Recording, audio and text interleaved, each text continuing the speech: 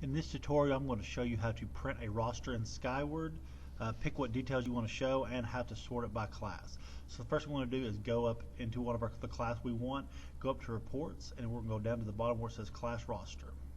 Under Class Roster here, you have several options. You can choose one of their templates, or you can make your own template, which is what I'm going to do. Make my own template. I can pick which items I want for this template, and I want graduation year, so I can sort by seniors. I can sort it first name, last name, first name.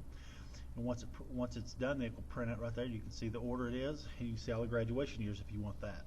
Now from here, what I can do is I can take it and I can export it into Excel. When you click on Print again, when you click on Export to Excel, it's going to come up with a CSV format, which is comma split something. That doesn't matter to me, but it's Excel format. And when you open this format, then you can I'll delete these first 4 rows, and then I can highlight all the rows. I can sort it by graduation year if I'm trying to get just seniors. If I want just freshmen, you can sort it by any of those columns, but graduation year is what my goal was. Make sure you got to know whether this is header row or non-header row when you sort it, and then you can print it, or you can move it into another program, whatever you need.